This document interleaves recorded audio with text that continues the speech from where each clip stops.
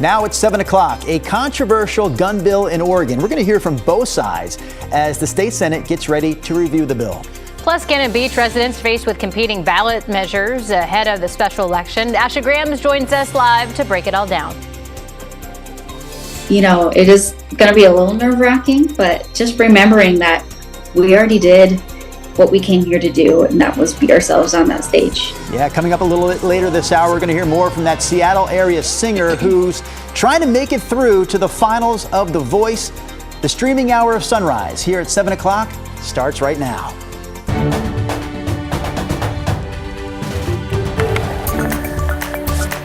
Good morning, and thank you for joining us live at 7. I'm China Green. And I'm Drew Carney. We also brought our friends Chris McGinnis and Rod Hill along for the party. So, Rod, let's get this hour started with your forecast. Yeah, we are watching showers out in eastern Oregon this morning and quite a bit of rain actually up across parts of eastern Washington. And you folks in Pendleton, keep an eye. You've had some light rain drift through. You could be getting a lot more eventually. Baker City and off to your east, depending on elevation, it's a mix of snow or rain. So, still a pretty cool air mass. You can see nothing on the radar here in the west side. We may be picking up some mist in parts of the beach that the radar is not indicating. The cloud deck is quite low, as you can see from our Chinook Winds Casino Resort camera in Lincoln City. No wind, temperature is 50 degrees, about the same in Portland. We're at 52 now, and mainly it's cloudy with light winds. And your day moving forward, we are including a shower threat in the forecast. But really, if you're out and about today, the odds of being just dry are really good. It's going to be a pretty quiet day. 58 at noon, 65 at 5 o'clock. Chris is checking the roads. Rod, thank you for that. I want to get you back out to that traffic alert on Highway 30 in Multnomah County. This is eastbound near the Wapato Bridge near Sauvie Island. I will step out of the way to show you. Photojournalist Eric Patterson is live on the scene. That vehicle was fully engulfed not too long ago. Portland Fire and Rescue has that fire out. They've left the scene. ODOT and OSP is still there. And there might be just a little bit, well, even the backup has cleared out. So there you go.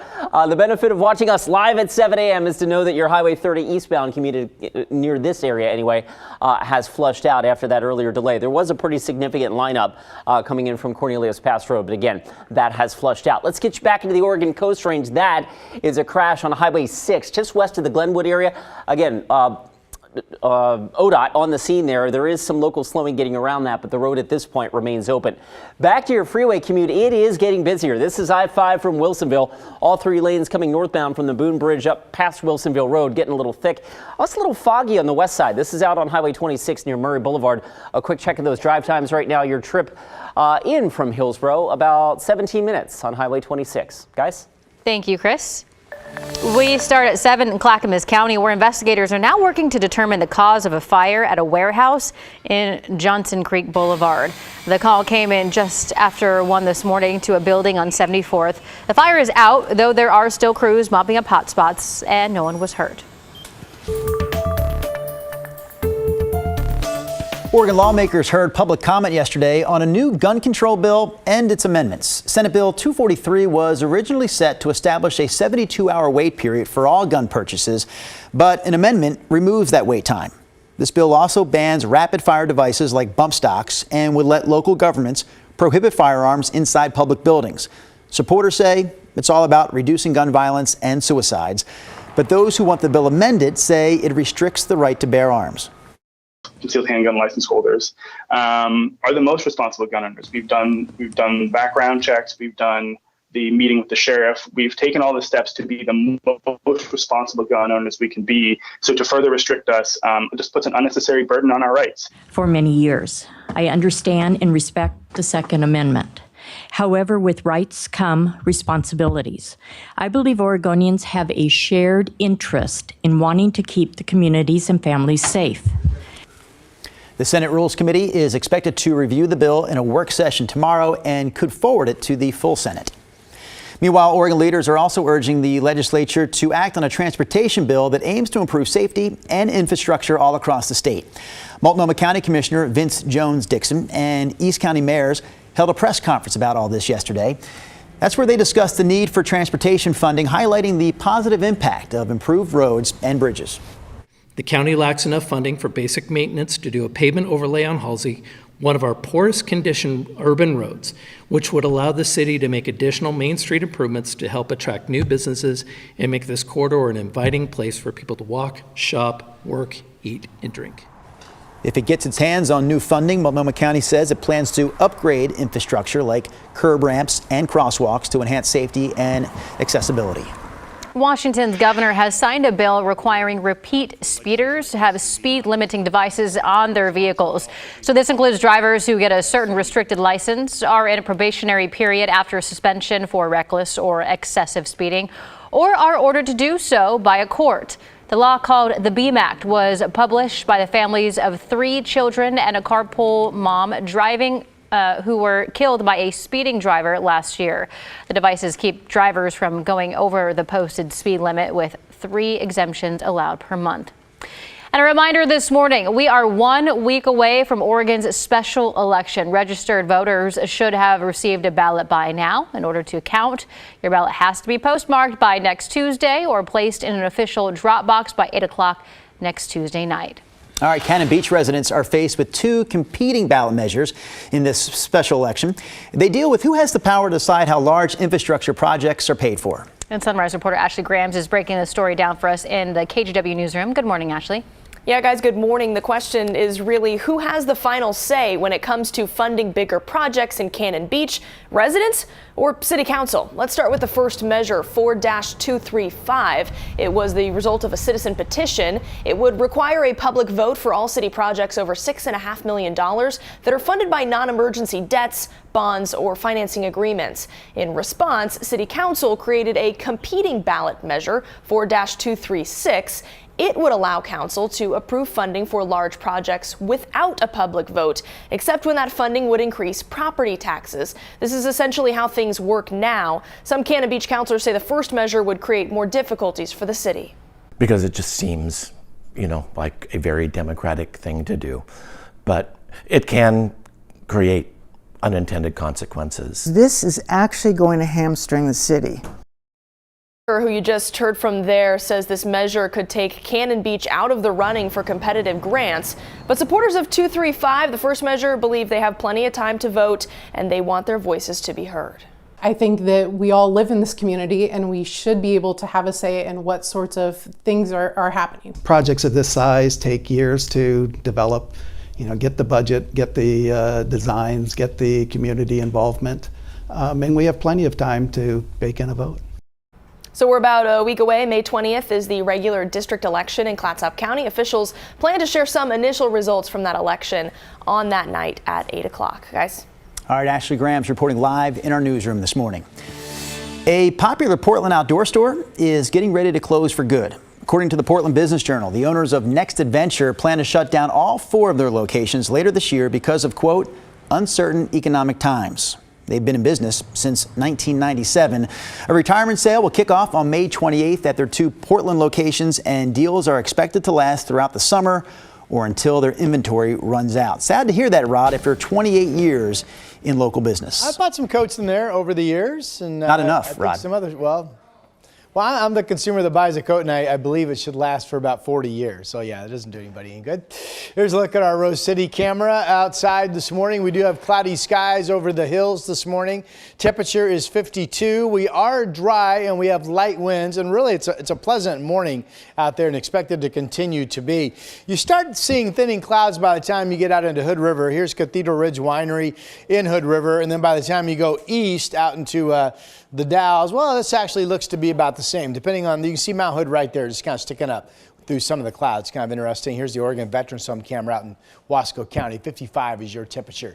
Other numbers, the one spot in our state that is wet is out across the far east and northeastern Oregon. Baker City, you've had some rain showers nearby this morning. Pendleton, you've had some rain showers passing. There's a big chunk of rain up between Yakima and Pullman right now on the radar. But again, here on the west side, we are dry. And if Futurecast is correct, we have a good chance of just staying dry today along the coast and up and down I-5. This does pick up some showers eventually along the Cascades and then scattered showers out across the east. There's also a thunderstorm chance as you near the Idaho border today. Otherwise, no storm threat. The 7 o'clock this evening, again, dry at the coast and up and down I-5, some showers around Mount Jefferson. Now, here's tomorrow morning. This would be, I think, probably traceable amounts of rain, but Multiple models like some passing rain showers in the morning in the 7 o'clock hour, and then still some light scattered showers during the afternoon at 1 o'clock. The next time we get some widespread rain coming in, look at this, Thursday at 2 o'clock. This too would be mostly light rain, but it could be fairly widespread, at least for a few hours coming in Thursday afternoon. All right, back to today. Mainly dry here on the west side, 50s at the coast, 60s up and down I-5, and the shower chance gets better and better as you head east, where temperatures will be in the 50s. Here's our 7-day, 65 today, better chance of some showers tomorrow, 66. The afternoon rain on Thursday, Friday showers. Saturday, keep your eye on it if you have plans. There is some indication this could be a pretty wet day overall, and then diminishing showers on Sunday. Chris, of course, is keeping an eye on the morning commute. That's a big change in the forecast. All right, let's get you a change from where we've been the last couple of weeks. Of course, Rod has been keeping you updated day to day on those changes. Let's get you back over to the east side. I-205 southbound through Clackamas County, really heavy now near Highway 213. You can see as I put the speed sensor on here, we're kind of puttering along at about 16 miles an hour. It's like this all the way down to the Abernathy Bridge, and then traffic speeds pick up as you get over to West Lynn. Let's switch gears and take you to Wilsonville, I-5 northbound. No crashes reported, but boy, that is a thick northbound I-5 commute coming all the way back towards the Boone Bridge, which is there. You can see the traffic curving around over the Boone Bridge and then up past Wilsonville Road. So there we're down less than 30 miles an hour as well. And let's switch gears. We'll take you up to Clark County. Not bad, but we are slowing, of course, at the Interstate Bridge. That's about 30 miles an hour or so on that I-5 commute, 33. Excuse me. Main Street south to I-405 is averaging about 15 minutes. So far, guys, our morning commute is actually in relatively good shape. It's not soggy out there, and I don't have any major crashes to report. So far, so good. Thank you, Chris.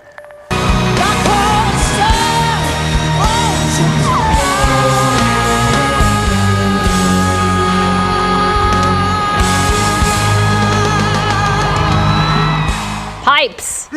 Coming up in just 2 minutes, a look at Washington's Lucia Flores-Wiseman and her semi-finale performance on The Voice last night. Sunrise streaming at 7 continues right after this.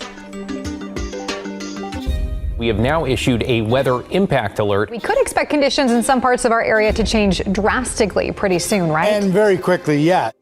This is significant rainfall coming our way. You'll definitely want to be extra cautious. Certainly becoming increasingly hazardous. We've got the potential for some tree limbs or even trees or power lines to come down. Of course, when you hear thunder, it's always best to take cover.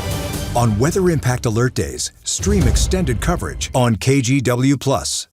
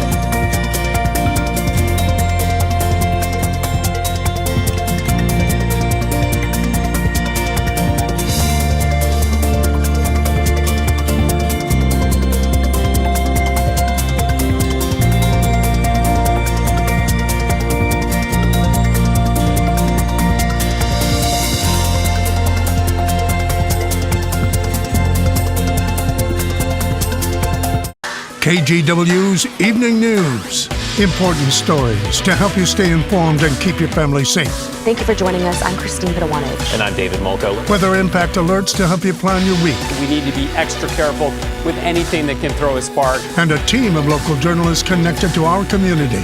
David Molko, Christine Pitawanich, and Matt Zaffino. Your Evening News team. Tonight on KGW.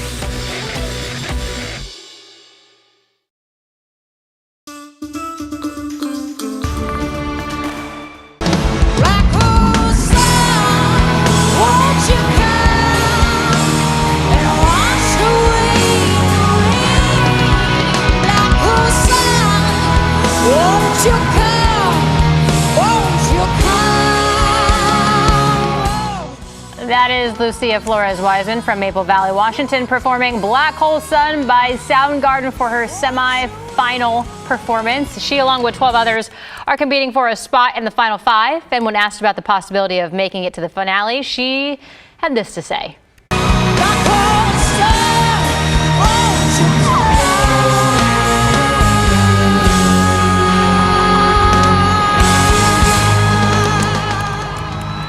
You should tune into The Voice tonight for the results starting at 8 p.m. right here on KGW.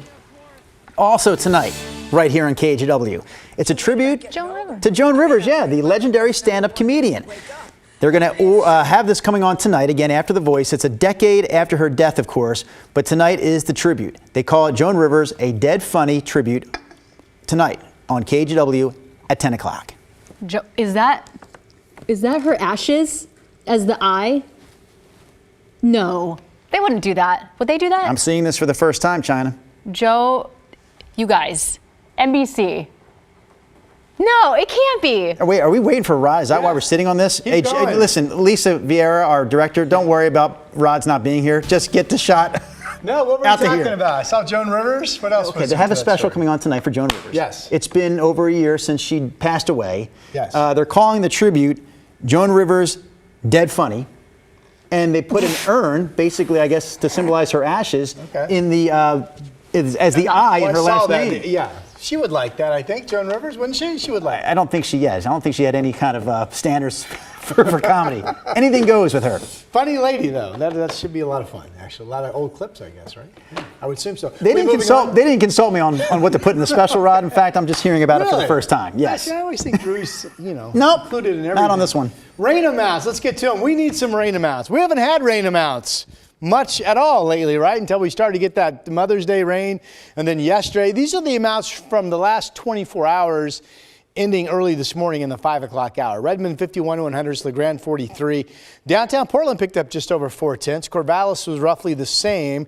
And you folks in Salem, 25 100ths of an inch of rain. So we need to keep going, right? We do have multiple chances of rain on our 7-day. Today, yesterday we had quite a few lightning strikes out in eastern Oregon. There were also strikes up here in western Washington, but generally north of Longview. PDX did report a thunderstorm, and it might have been in that 4 o'clock hour when we had some heavier downpours that moved through the area. Today, this color-coded area out near the Idaho border and then inland in Washington all the way to about Wenatchee, this is where the thunderstorm threat is today. Mostly eastern Washington and over into Idaho. Right now, we've got some heavier showers that are dropping south across Washington, nearing the Oregon border. We got a mix of, depending on elevation, of rain and snow out in Baker County. We have dry weather here on the west side, just cloud cover. And some showers have been in the Cascades, and some of these are trying to bounce back inland towards Seattle this morning.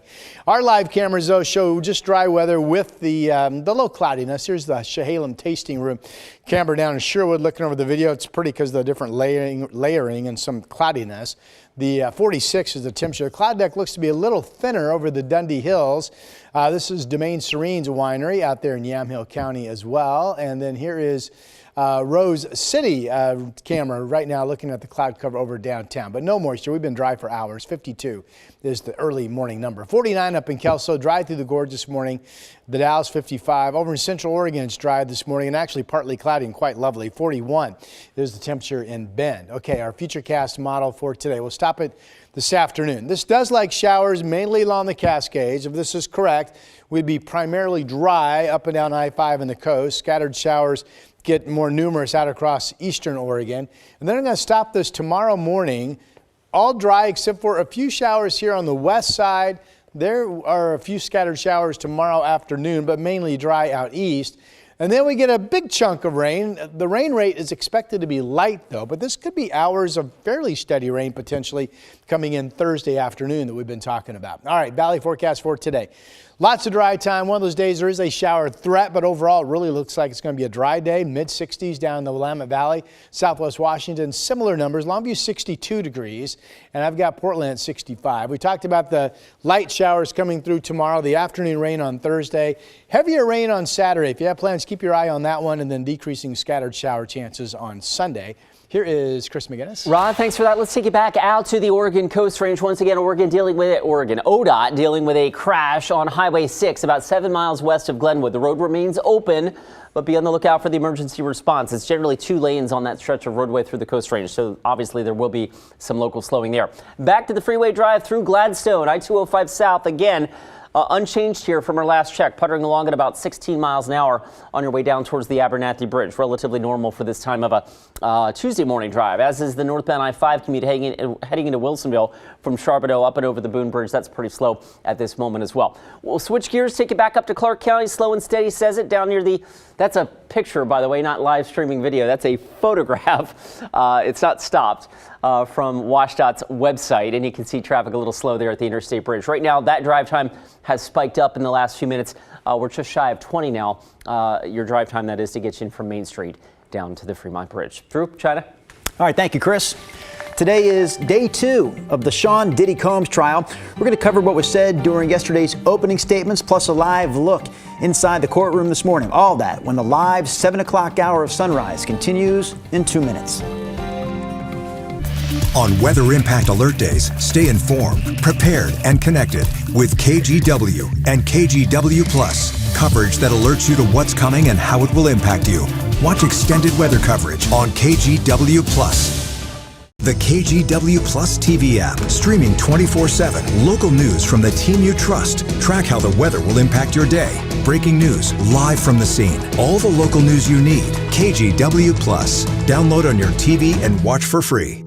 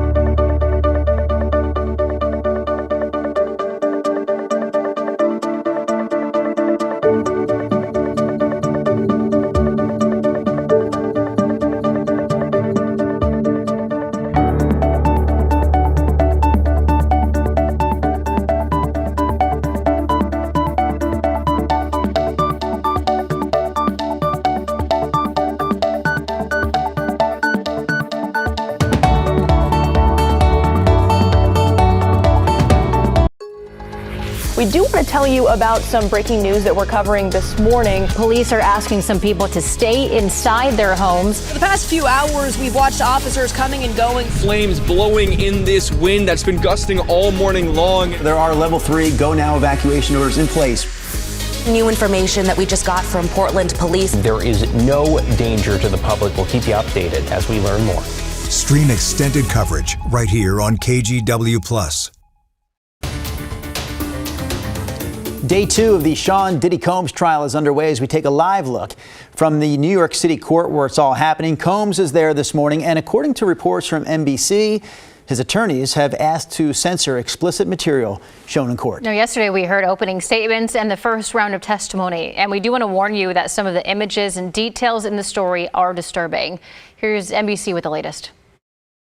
Music mogul and business icon Sean Diddy Combs in front of a judge and jury today, facing 5 criminal counts in a bombshell sex crimes and racketeering trial expected to last for 2 months. He's engaged, he's ready to go, he's ready to put on his defense. In opening statements, prosecutors laid out a 20-year pattern of alleged abuse, accusing Combs of running a criminal enterprise, including sex trafficking and kidnapping. Prosecutors say that he forced his alleged victims to take part in drug-fueled sex parties called freak-offs. At the center of their case, star witness Cassie Ventura, Combs' former girlfriend, who first accused him of abuse in an explosive 2023 civil suit, which was quickly settled without Combs admitting wrongdoing.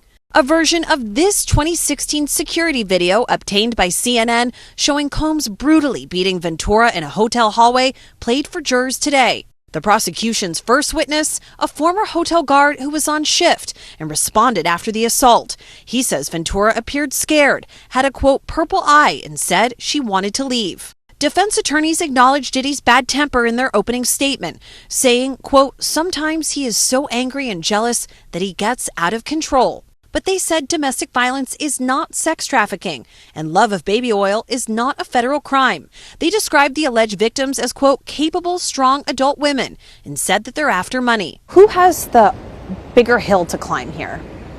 Certainly the defense has the bigger hill to climb. We are going to be seeing videos, not just of beatings of a victim, but of these sexual acts. Jurors heard explicit testimony from a male escort called by prosecutors who says on multiple occasions Ventura paid him to have sex with her in front of Combs and says he witnessed Combs assault Ventura. Combs has pleaded not guilty to all of the charges. A 12-person jury made up of 8 men and 4 women will soon decide the fate of one of the most powerful men in music. And now to a look at your morning rush. Today, the Council of the International Civil Aviation Organization found Russia responsible for shooting down Malaysia Airlines Flight 17 over Ukraine back in 2014. This comes after Dutch investigators concluded the airline was shot down by separate rebels using missiles delivered from Russia back in 2016. The plane was shot down back in July 2014, and all 298 people on board died. Russia has denied any involvement in the tragedy. President Donald Trump has arrived in Saudi Arabia. He has already met with the Saudi Crown Prince, where both participated in a signing ceremony of strategic economic partnership. President Trump is also scheduled to travel to Qatar and the United Arab Emirates this week.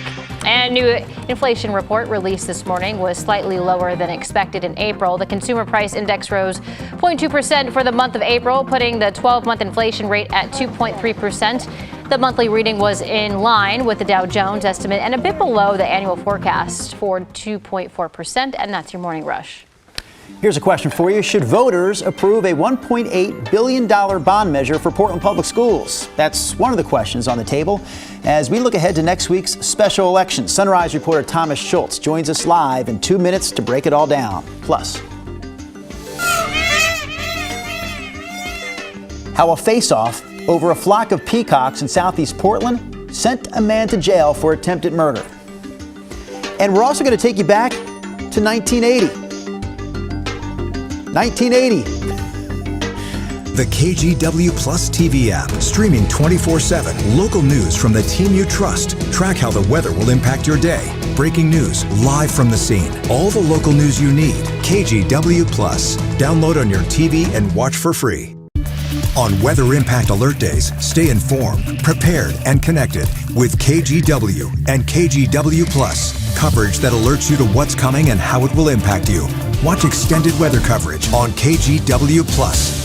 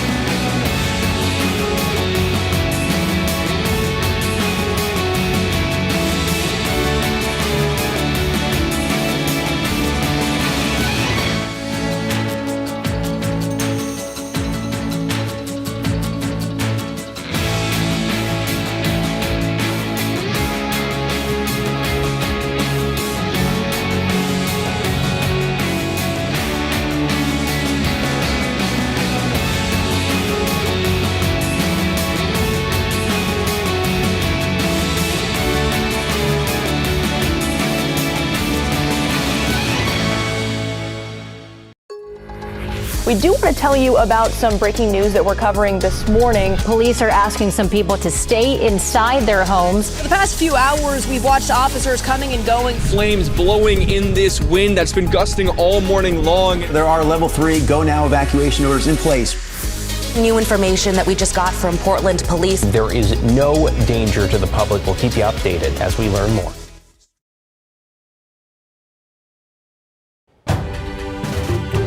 We are coming up on 7:29 on this Tuesday morning drive. It's a little slow through North Portland. There's the live look right now up near Lombard. Your trip coming in from Clark County has jumped up just a little bit in the last little while. We're up to almost 20 minutes to get you southbound on I-5 from Main Street to the Fremont Bridge. Let's switch gears real quick. I want to let you know about this coming up just a little bit later on from now. Northbound I-5 into Cowlitz County, washed out doing some maintenance north of the Longview area. This will create some delays when they block off the northbound left lane near milepost 45. So if you're heading that direction, be prepared for that. Rod? And the big change, yesterday, if you recall, we had some heavy rain showers, especially down around Tualatin at this hour. But now we are completely dry out there. We're underneath the cloud deck. 52 is the temperature. There's really no wind. It's a nice, comfortable morning. There's a shower threat in today's forecast, but really mainly dry is probably the better way to look at it. 65 the high. We might just be dry, period. A few showers are expected tomorrow, but we're talking about light rain amounts. Look for rain to pick up Thursday afternoon into evening for your plans. And right now, Saturday has potential of being quite wet with a temperature also in the 60s.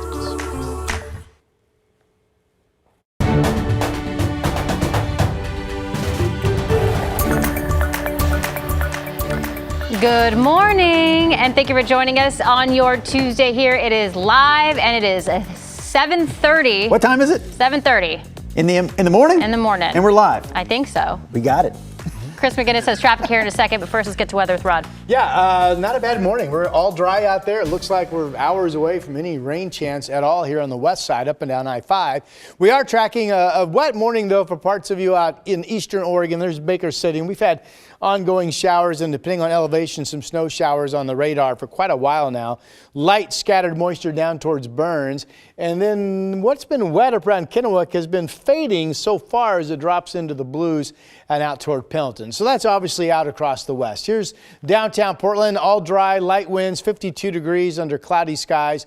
This is the day as a forecaster. You can't say, well, the rain chance is 0.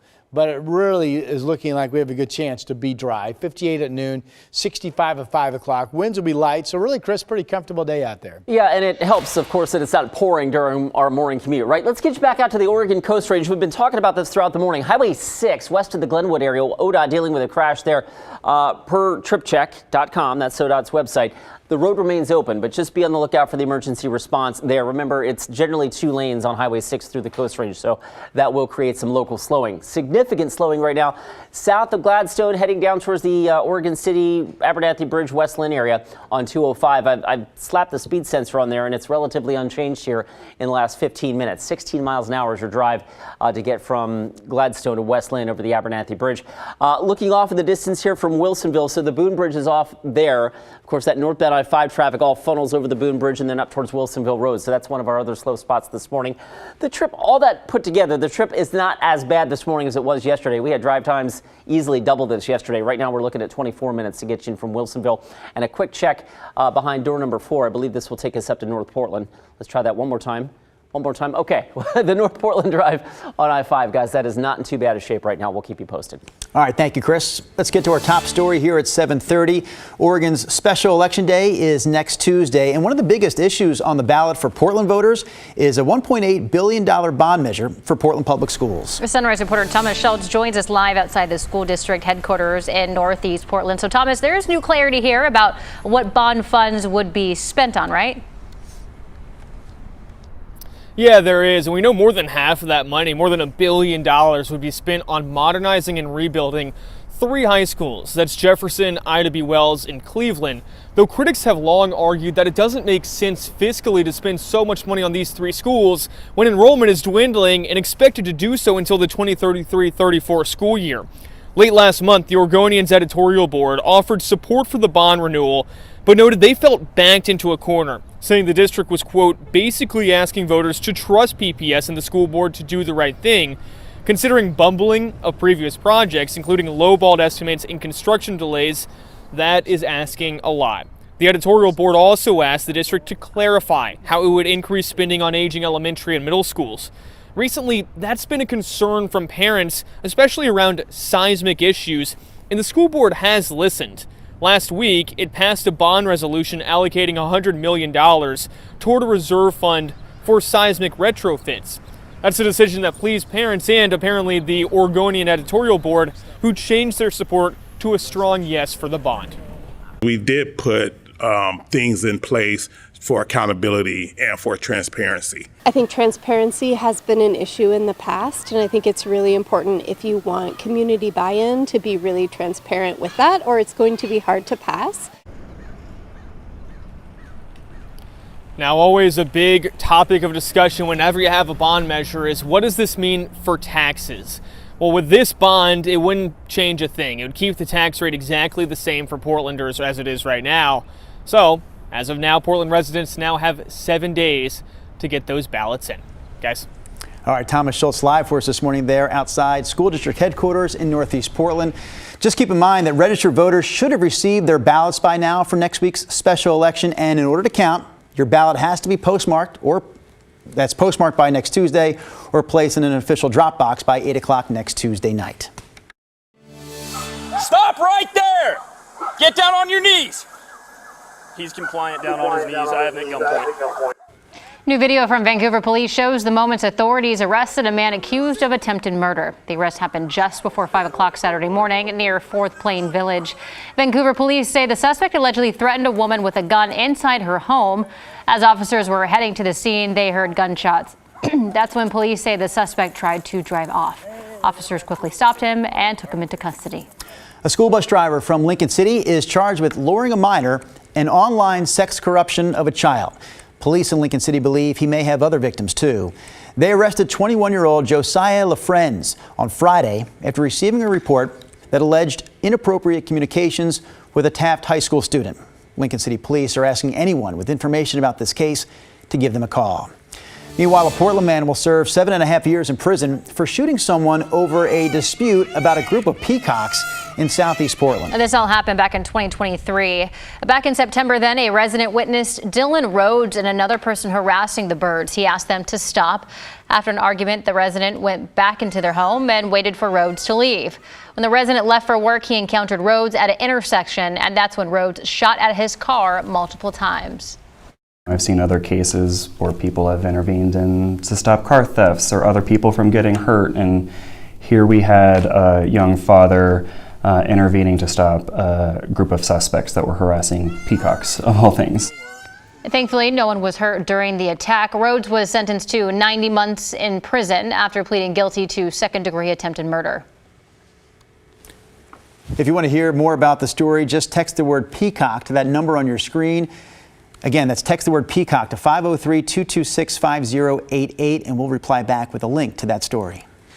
In the meantime, a Clark County man is facing 45 counts of animal cruelty after investigators say dozens of animals were found in terrible conditions on his property.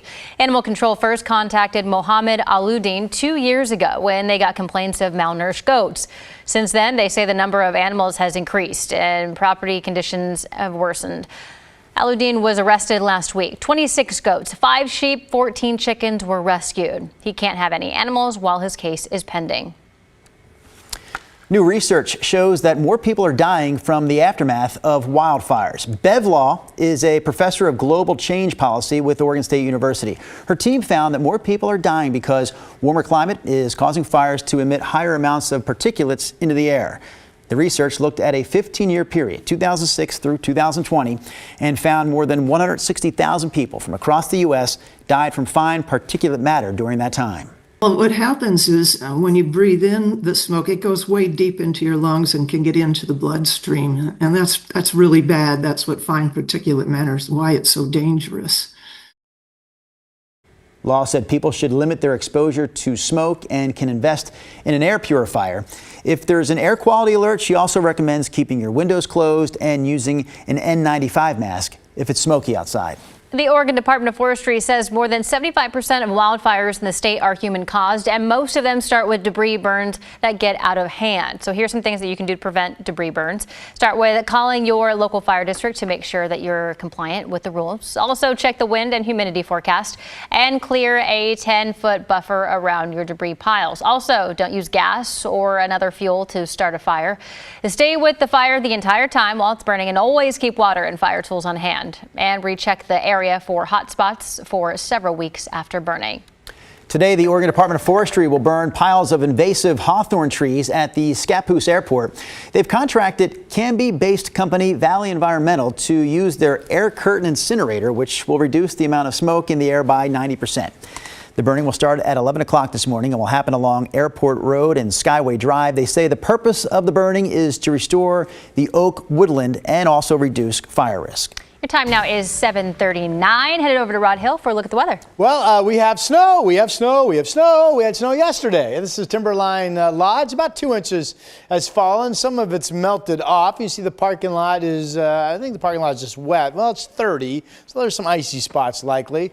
And still some snowflakes falling up there. So hopefully the folks up at the lodge wanted some winter because they're getting it. The passes are okay. Like yesterday, there could be some sticking snow in some of the grassy areas. Today's low is about 5,000 feet. It's cloudy up there. Obviously, it's cloudy in Lincoln City, really cloudy in Lincoln City, but reported as dry and 51 from our Chinook Winds Casino Resort camera.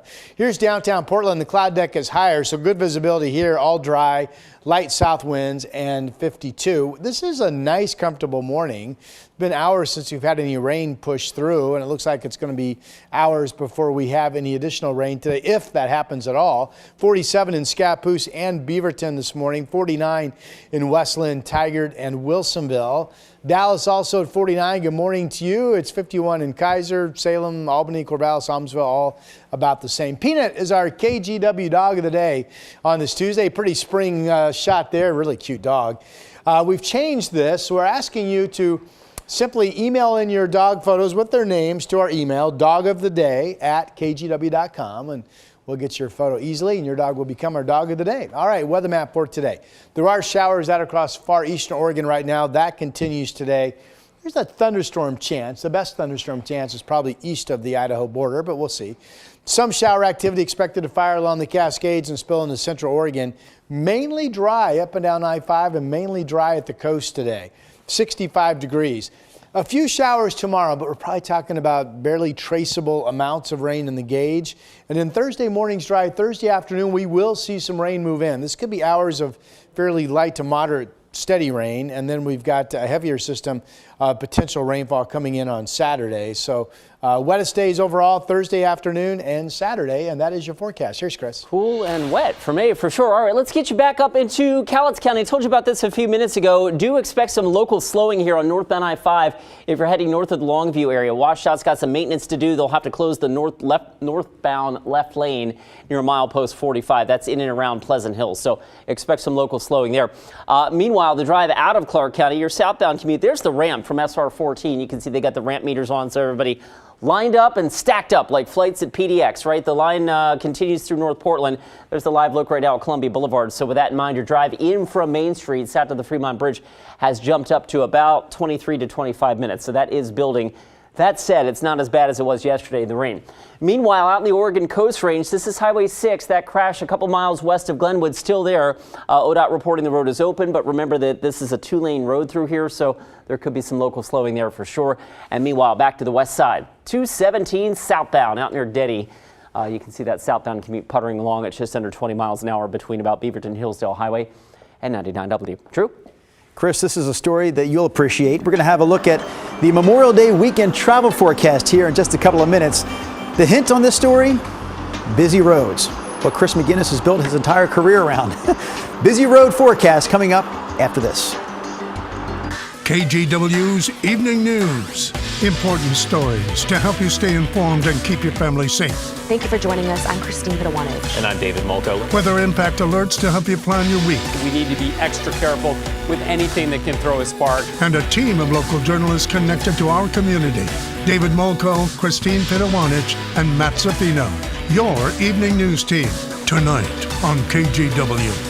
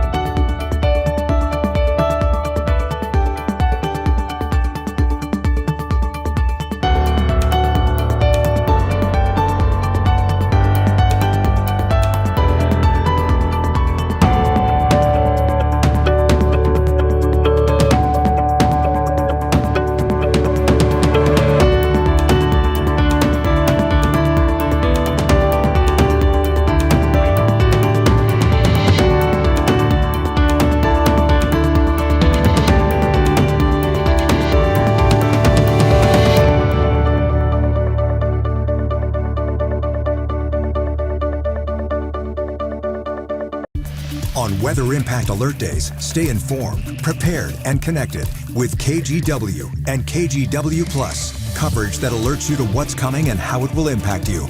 Watch extended weather coverage on KGW Plus.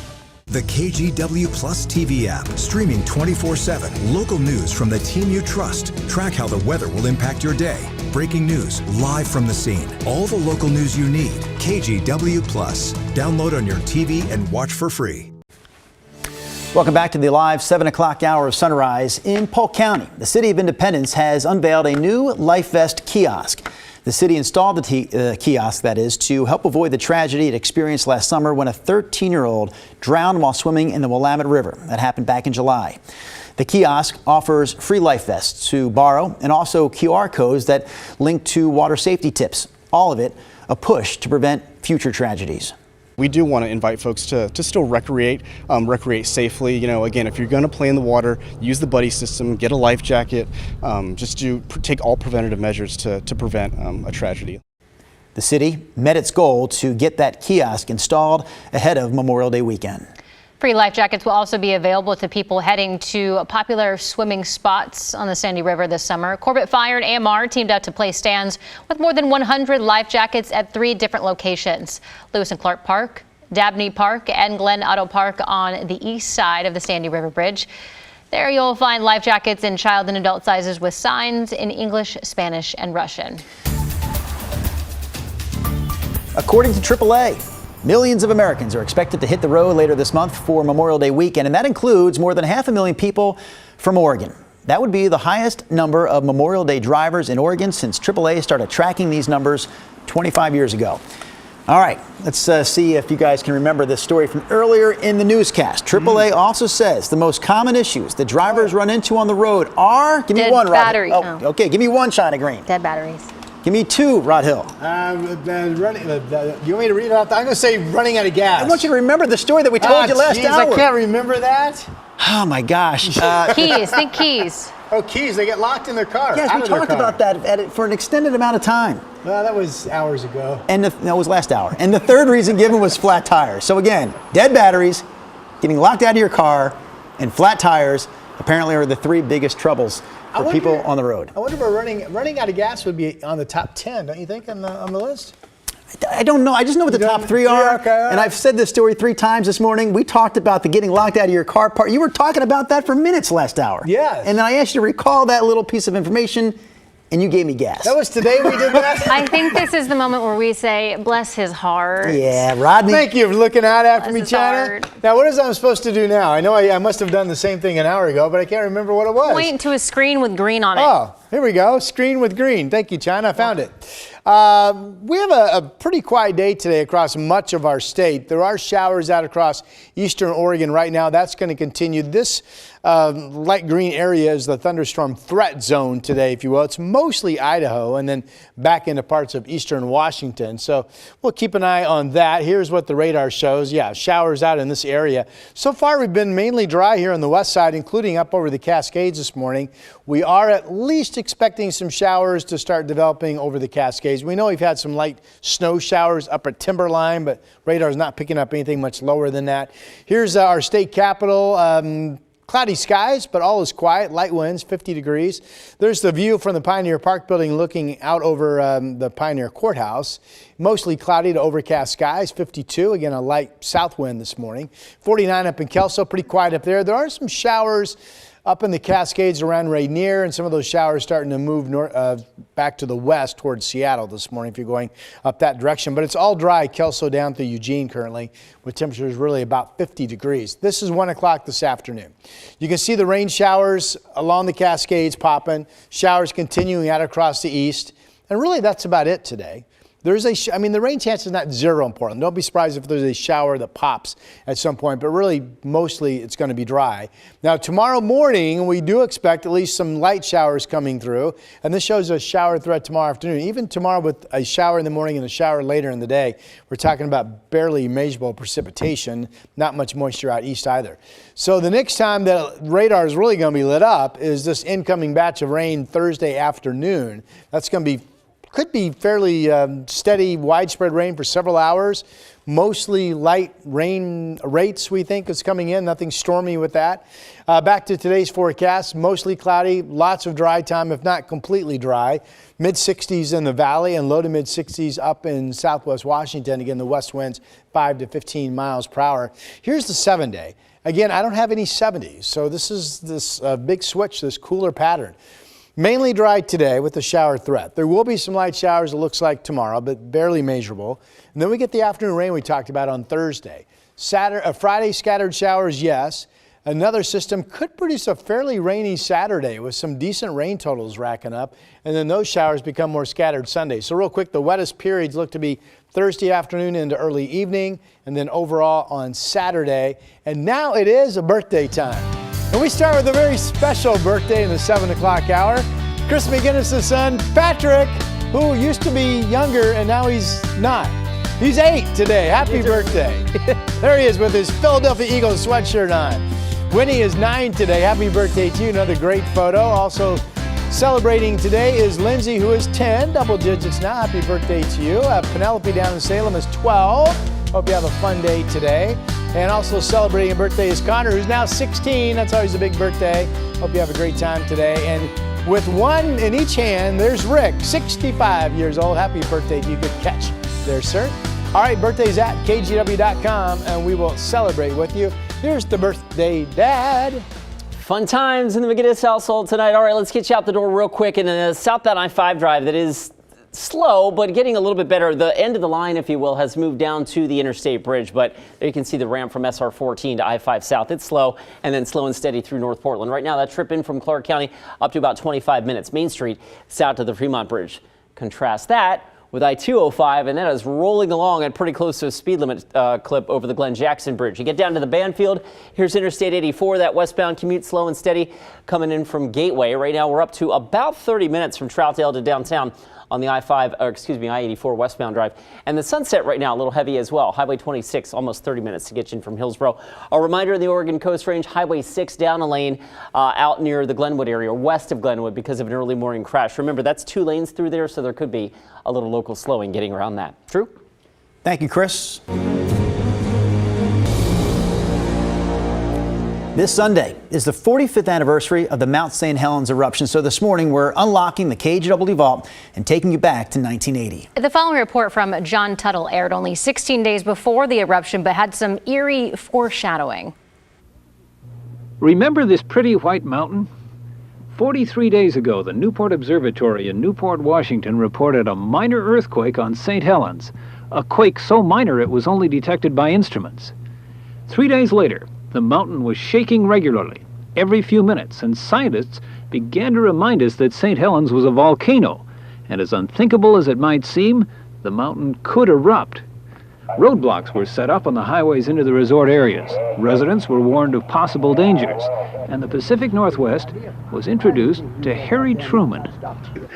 They say that the mountain is supposed to erupt and the Forest Service is going to evacuate and do all that stuff yesterday, but I didn't believe any of it. I'm not going to leave here because I'm the only one up here. There's nobody else who lives up here in the wintertime. So it's going to have to run Truman off this lake, and I'm not going to go. Thursday, March 28th, KGW's cameras were the first to spot this. A crater had appeared on the summit of St. Helens, and steam and ash were spewing out. Each clear day, we'd return to see something changed on the mountain. For a time, there were 2 craters. Then they merged into one giant hole that grew deeper by the day. A new phrase appeared in our reports, harmonic tremor, the geologist's term for the signs of molten rock moving within the mountain. Harmonic tremors were the harbingers of a lava eruption we were beginning to expect. In 43 days, the clean white mountain we remember has turned to this, ash dark and cratered at the summit, and the north side cracked and distorted by ominous bulges. It is a no-man's land of sulfur fumes and earthquakes, with a devastating avalanche predicted on the north face. The last time St. Helens awoke, the volcanic activity went on for half a century. In just 43 days, we've seen all this, and yet it all could be only the prelude. John Tuttle, News 8. The KGW Plus TV app, streaming 24/7. Local news from the team you trust. Track how the weather will impact your day. Breaking news live from the scene. All the local news you need. KGW Plus. Download on your TV and watch for free.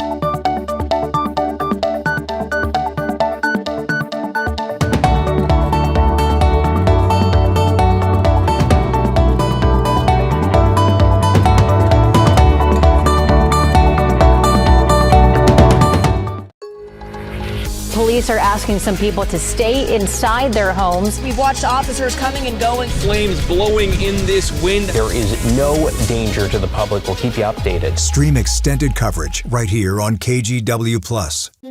We have now issued a weather impact alert. We could expect conditions in some parts of our area to change drastically pretty soon, right? And very quickly, yeah. This is significant rainfall coming our way. You'll definitely want to be extra cautious. Certainly becoming increasingly hazardous. We've got the potential for some tree limbs or even trees or power lines to come down. Of course, when you hear thunder, it's always best to take cover. On Weather Impact Alert Days, stream extended coverage on KGW Plus. Live look outside by way of our Dalles Skycam. We took this shot earlier this morning here on Sunrise, and it had Rod thinking about a segment he did out in the Dalles back in 2019. During that segment, he ran into a group of ladies. They called themselves the Gals from the Dalles, Floozies and Friends. Here's a listen to the song that they wrote for Rod in 2019. We love you, Rod. Oh, yes, we do.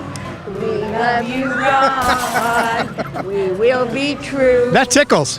When you're not on TV, we're blue. Oh my goodness. I guess we should say Rod Hill, a tractor of floozies. They're all over me. Look at that. Yeah, they are. It was the finest moment of my career. Look at him. That is the biggest smile on that man's face in all the years he's done TV here with us. That was, I had not really spent time in downtown the Dalles ever before, and I really enjoyed my time. We did a Rod on the Road there. Again, that group of ladies greets the river cruise boats that come into port there. And they call themselves Floozies. They do. The Dalles Floozies is what they call themselves. Yeah. The self-titled Dalles Floozies. See, that was pre-me. So Yes, it was. once I heard him say that live on air, I was like, we're all getting fired today. It needed a little context. So congrats to our producers for digging that out of the files. How about you give us a little weather forecast? We have a good chance of staying dry today. It's one of those days with a shower threat, but mainly dry is the best way to look at it. There will probably be a few showers around tomorrow, but again, not much rain in the gauge. Thursday afternoon, Saturday look to be the wettest on the 7-day cruise. The headline with the morning commute, because it's not pouring out there, it's not nearly as bad as it was yesterday. Good. 25 minutes, though, still slow to get you in from Main Street to the Fremont Bridge, and 30 minutes now, Troutdale west to the I-5 split on I-84. Hey, quick thanks for tuning in this morning and watching our extra hour of Sunrise. You're doing it every morning now, live from 7 to 8 a.m. only here on KGW Plus.